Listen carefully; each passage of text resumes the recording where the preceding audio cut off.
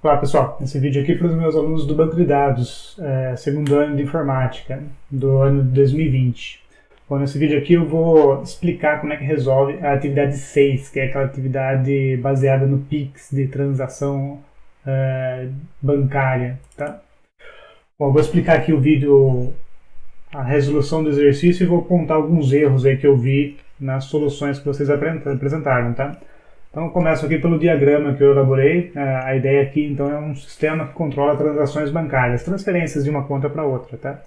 E eu fiz um modelo simples aqui de banco de dados que tem o cadastro de pessoa, que tem código e nome. Esse aqui eu já apresentei no enunciado do exercício, tá? Tem aqui o relacionamento entre a pessoa e a conta corrente. Então a pessoa pode ter muitas contas e a conta pertence a uma única pessoa. E depois tem a transferência bancária. A transferência bancária acontece de uma conta para outra, tá? Aí eu pedi no exercício que vocês criassem as tabelas correspondentes a esse diagrama e inserissem os dados. Os dados eu coloquei aqui, ó. Então tem as pessoas, as suas contas, no caso o Robson tem duas contas, uma do Banco Nubank e outra do Banco Inter, e o Glauco tem uma conta no Banco do Brasil, na agência lá de Capivari. Tá? E aqui tem duas transações.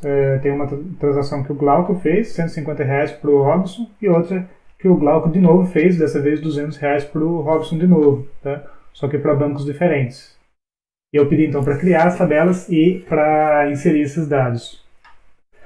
Vamos começar então como é que eu resolvi esse exercício. Bom, eu comecei com essa parte então para criar a tabela da pessoa.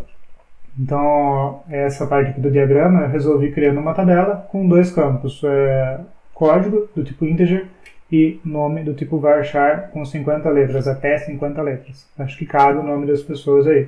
Tá? E aqui eu inseri, então, as duas pessoas. O código 1, Robson, e o código 2, Glauco. Os valores na sequência que eu apresentei aqui, código nome, usando o comando insert. Até aqui, então, eu já criei a tabela e inseri as duas pessoas que eu pedi. Agora, as contas bancárias. Então, eu vou criar uma tabela para cadastrar a conta bancária. Tá? Aqui eu sugeri ter um código para cada conta para ficar mais fácil na hora de fazer as transferências de uma conta para outra. Daí eu faço assim, a conta 1 transferiu para a conta 2, a conta 2 para 3, assim por diante.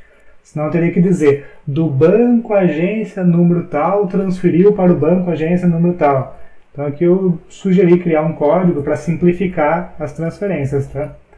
Então aqui eu criei a tabela chamada conta corrente, coloquei um código aqui inteiro. Aí eu coloquei banco, agência e conta, que são esses três atributos aqui. Eu escolhi colocar varchar. O banco, 3 letras deve ser suficiente. Agência, acho que até 4 letras, mas eu coloquei 6 por via das dúvidas, não conheço todos os formatos de agência. E conta, acho que 10 dá. Eu escolhi não colocar numérico, eu escolhi colocar varchar, porque eu já vi X em alguns sistemas no meio da conta bancária da agência, então eu também fiquei em dúvida, então eu coloquei varchar. Tá? Se eu colocasse numérico, não daria para cadastrar alguma agência que tivesse X no meio. Tá? E, por último, então além desses 4 atributos que tem aqui, ó, código do banco, então o código da conta, que é um código interno do sistema que eu estou criando, aí tem o código do banco que existe, o código da agência e o número da conta corrente estão aqui.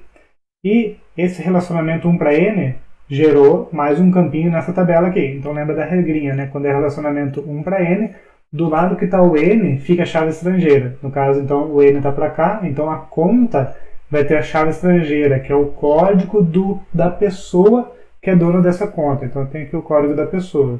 Tá? Aí, na hora de inserir os dados, fica mais fácil de perceber. Então, tem 3 contas.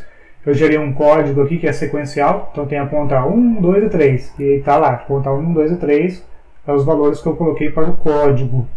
Aí os demais dados, agência,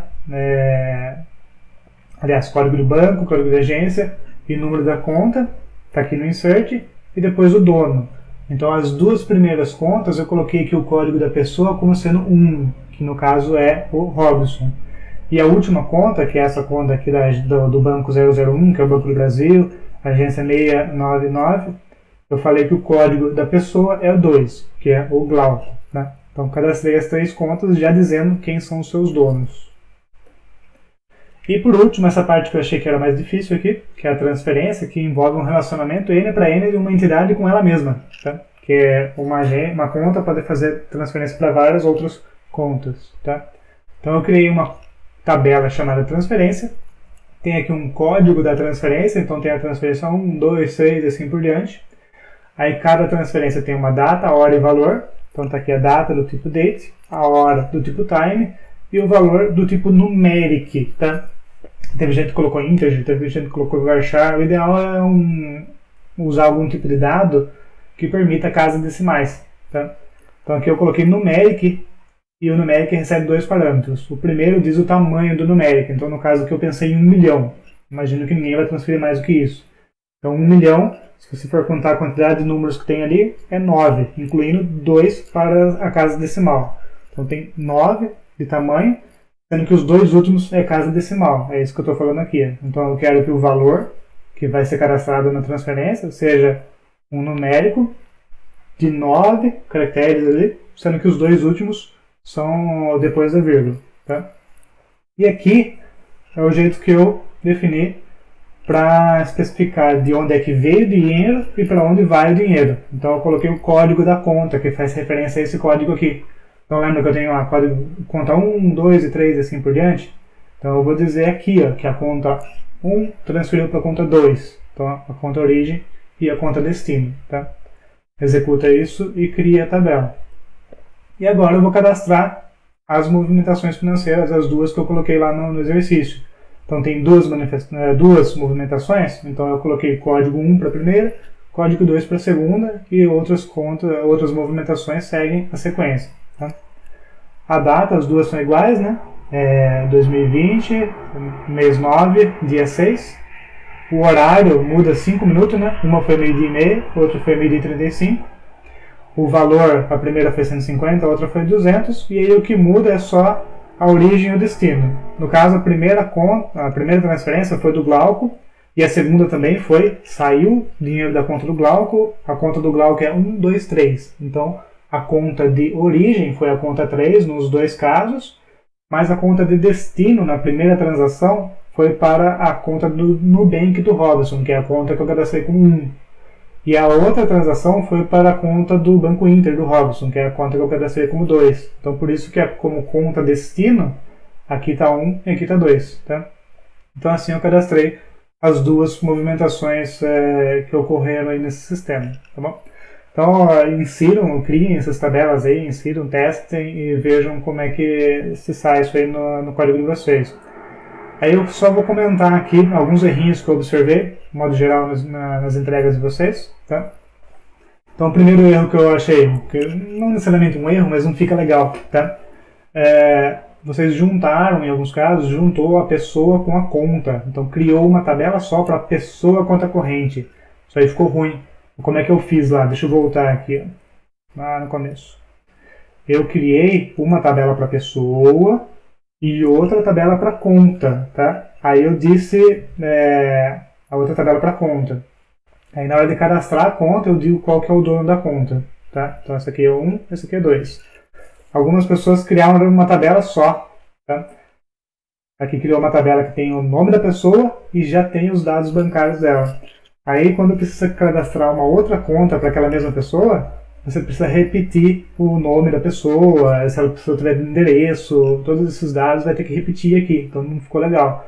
O ideal então é criar uma tabela para a pessoa e outra tabela para a conta. E lá na tabela da conta você coloca só o código da pessoa. Aí se você precisar mudar o nome da pessoa, vamos supor que ela se case e muda de nome, você muda só numa tabela, não precisa sair mudando em várias linhas dessa tabela aqui. Ok? Então esse é o primeiro erro que eu vi, que é juntar as tabelas que deveriam estar separadas. Outro erro é colocar um valor como varchar. Não, o valor tem que ser algum tipo numérico, de preferência que aceite casa decimal. Tem problema também de formato de data, que eu vi no exercício de vocês. Vocês colocaram dia, barra, mês, barra, ano, do jeito que a gente usa aqui no Brasil. Mas o correto é esse padrão aqui, ó. Ano, tracinho, mês, tracinho, dia. Então o correto aqui deveria ser 2020 menos 09 menos 06. Tá? E um outro problema aqui é colocar na transferência, não usar os códigos da conta, usar outros valores aqui, por exemplo, o texto do nome da pessoa, usar o texto do Nubank aqui não faz sentido. O ideal aqui, então, na transferência bancária é que você use a chave primária das tabelas que estão sendo usadas como origem e destino da transação. Tá? No meu caso aqui, a minha transferência bancária, do jeito que eu implementei, tem o código da conta de origem e o código da conta de destino. Daí eu só coloco aqui então que a conta 3 transferiu para a conta 1 e a conta 3 transferiu para a conta 2. Certo, gente? Então essa aqui foi a resolução do exercício que eu deixei lá para vocês para essa semana aqui e a semana anterior, né? Vou disponibilizar esse vídeo aqui então no Moodle e também vou colocar o PDF que eu usei aqui agora com vocês para vocês consultarem lá no Moodle também, tá? Se tiverem alguma dúvida ainda a respeito desse exercício, por favor, entrem em contato comigo. E logo eu coloco o próximo exercício para vocês para fechar esse segundo bimestre. Tá certo, gente? Então, um abraço a todos. Alguma dúvida, por favor, falem comigo.